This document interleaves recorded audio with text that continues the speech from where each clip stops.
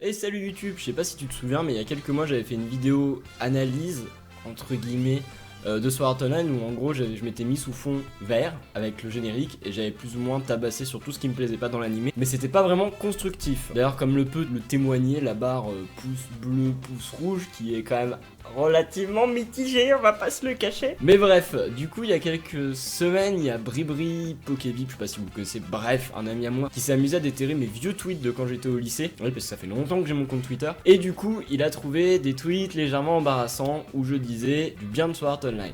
Bon, j'en ai un à l'appui, je vais vous mettre d'ailleurs. En gros, dans ce tweet, là, pour ceux qui comprennent pas l'anglais, je dis à un ami qui devrait rattraper son retard sur Sword Art Online parce que je trouve que c'est plutôt un bon divertissement. Il y a aussi un autre tweet que j'ai pas retrouvé, où je disais que Sword Art Online, au final, c'était l'avis final que je disais, c'était mitigé, mais j'avais bien aimé. Du coup, toi, tu es là et tu te dis, mais Tinky, je croyais que tu détestais Sword Art Online, que c'était ton animé que tu aimais le moins de ta vie, et que du coup, tu fais que te plaindre tout le temps de Sword Art Online. Pour remédier à cela, j'ai essayé de faire une vidéo constructive où je vais donner mon vrai avis sur Sword Art Online sans troller, sans forcément aller dans l'excès, tout le temps à faire l'américain, ouais, Kirito, j'en puceau, j'en sais que pas, enfin ça, tu vois, au bout d'un moment. On va essayer de le faire à la bien, où je vais donner mon avis, mon vrai ressenti sur Sword Art Online, ce que j'en ai vraiment pensé. Et donc, oui, au final, ça risque de choquer certaines personnes. Je ne vais pas en dire que du bien, mais je ne vais pas en dire que du mal non plus. Donc on va voir ça.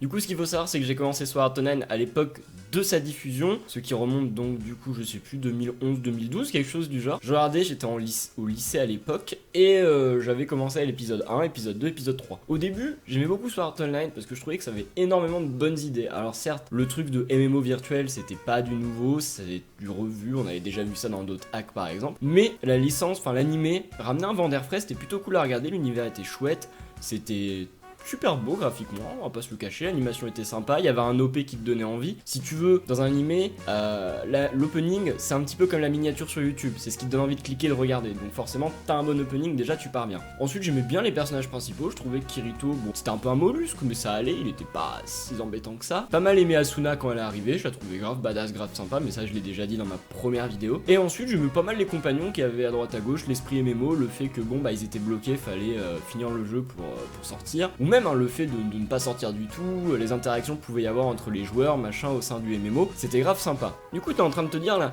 mais du coup, Tinky, mais pourquoi tu n'aimes pas Sword Art Online alors que tu as l'air de bien aimer les premiers épisodes? En fait, c'est simple, j'ai pas aimé Sword Art Online à partir de l'épisode 6 ou 7, si je me souviens bien. En gros, un des premiers défauts de Sword Art Online, je pense, c'est que c'est un animé qui aurait mérité bien plus d'épisodes pour être beaucoup plus fourni.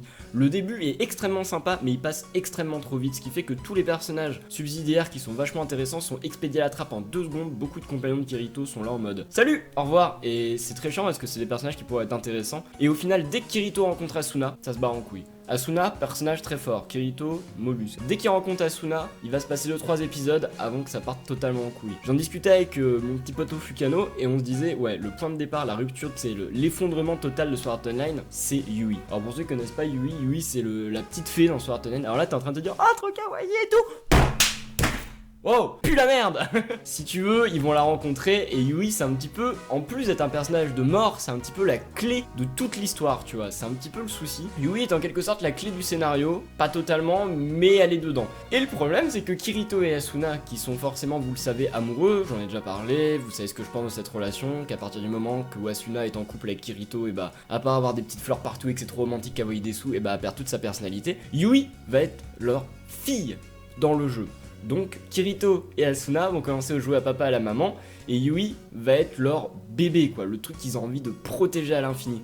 Et déjà ça pue la merde, c'est vraiment l'élément déclencheur qui fait que, à ce moment précis, Sword Art Online, genre, s'effondre. Mais y a pas que ça, après dans les épisodes d'après, certes tu vas te taper des épisodes de mort où Yui, Asuna et Kirito jouent papa, maman et à la petite fille, mais après l'histoire reprend son cours, et là encore c'est pas dingue, parce que le problème de la fin du premier arc, vu que la série de la première saison est découpée en 2 arcs dans 2 jeux différents, c'est qu'elle pue, genre, elle est naze, mais à un point pas possible. Elle se base sur un retournement de situation que je vais pas spoiler, qui est à l'encontre même des règles du jeu en lui-même. En fait, dans un animé comme dans un film, ce qui est important, c'est pas que ton univers soit cohérent au sein de notre monde à nous. C'est même pas intéressant du tout. Ce qu'il faut, c'est que ton univers soit cohérent au sein de son œuvre. Et genre, bah, Sword Art Online n'est pas cohérent. Et genre, la fin du premier arc n'est pas cohérente et Kirito casse le jeu, les scénaristes cassent le jeu juste pour se dire, bon bah écoutez, au bout d'un moment, fallait donner une fin à l'arc. Hop, on casse le jeu, retournement de situation facile et carrément pas épique en fait. Et genre, ça c'est encore une déception qui fait que bah d'un coup Sword Art Online ça fait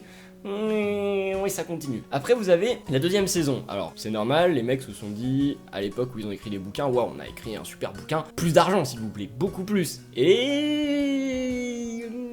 Alors, la deuxième partie, elle est super jolie. Genre, le monde, il est magnifique, ça c'est un truc qu'on peut pas dire. L'univers de Sword Art Online est inspirant. Il est une bouffée d'air frais graphiquement. Genre c'est super beau, c'est super bien fourni, c'est super intéressant. Mais là encore le problème c'est que Asuna, déjà qui était genre le personnage pour moi qui sauve une majorité des épisodes de la série, va jouer la demoiselle en détresse dans cette seconde partie. Donc le speech ça va être oh là là, ma princesse Asuna elle est dans prisonnière et moi Kirito j'en sais que pas, je vais aller délivrer ma petite femme. Voilà. Donc si t'as pas compris, ça va être un petit peu ça le délire de la seconde saison. Et Kirito du coup il retourne dans un MMO réalité virtuelle. Cette fois-ci il joue un elfe avec genre ça vole et tout, bon bref, top délire. Et il va rencontrer d'autres gens forcément, mais ces personnages vont puer la merde, c'est-à-dire qu'il va rencontrer sa demi-sœur, cousine, je sais plus trop qui allait dans l'animé, mais bon bref, en gros il va rencontrer la fille avec qui il vit, qui va tomber amoureuse de Kirito. Enfin tu vois le délire, du coup ça fait genre histoire incestueuse, en plus du coup du il faut délivrer la princesse, on cumule déjà les clichés. Si en plus par-dessus ça tu ramènes Yui encore une fois, tu ramènes plein de trucs de merde, ça fait genre une surdose absolue qui fait qu'à un moment ou un autre, tu n'en peux plus de Sword Art Online. Genre, le méchant de fin, il est pas charismatique. La fin quoi, la chute, ça n'a aucune cohérence encore une fois, c'est pas logique, c'est chiant, c'est frustrant. Et t'es là et tu te dis putain, dire que les premiers épisodes étaient trop bien et j'en suis rendu là à me morfondre sur le fait que bah c'est pas si bien que ça. Bref, mon bilan de Sword Art Online, genre à chaud comme ça, là je te le dis, je tourne ça en une prise sans avoir forcément de texte à répéter, bah c'est que c'est divertissant. Et ça ne changera pas. C'est ce que je disais déjà à l'époque. Sword Art Online, c'est un animé, tu vas le regarder. Tu vas peut-être le détester par moment, mais tu vas le regarder du début à la fin et ça va te divertir. Ceci étant dit, je veux qu'on fasse la nuance entre deux trucs. C'est pas parce qu'on est diverti par un film que ça en fait un film de qualité. Je pense notamment à tous les gens sur MyAnimeList ou sur d'autres sites de notation qui vont mettre des notes super élevées à ce genre d'animé. Genre pour moi Sword Art Online, c'est un 5 sur 10, un 4 sur 10, mais pas plus. Pas parce qu'on est diverti par un animé que ça en fait forcément un bon animé, ou une bonne œuvre tout court, peu importe, pour un film aussi. Imaginons, je vais voir une comédie française, je vais voir Camping, j'ai été diverti par Camping, mais Camping n'en vaut pas moins un 3 sur 10 pour moi. Et pourtant ça a été divertissant. Il faut pas faire l'amalgame entre le divertissement et la qualité. Sinon, dans ce cas-là, je pense que tous les programmes divertissants de TF1 seraient d'une qualité indéniable. Bref, Sword Art Online, c'est divertissant, c'est pas transcendant, il y a beaucoup de bonnes idées, c'est très frustrant. Je pense que le bilan qu'on peut faire de Sword Art Online, c'est que c'est un immense gâchis qui aurait pu être, je pense, qui aurait pu être un des meilleurs animés de ces 10 dernières années. By far, s'il y avait eu une vraie réa, des vrais gens derrière et une vraie intention de faire quelque chose de bien et non convenu et non facile par moment, sans tomber dans les dérives et les clichés habituels. Bref, Sword Art Online pour moi c'est mon gâchis, c'est une de mes plus grandes frustrations de fan d'animé et je pense qu'il va me falloir un bon moment avant que je puisse digérer cette frustration qui est là depuis quelques années déjà.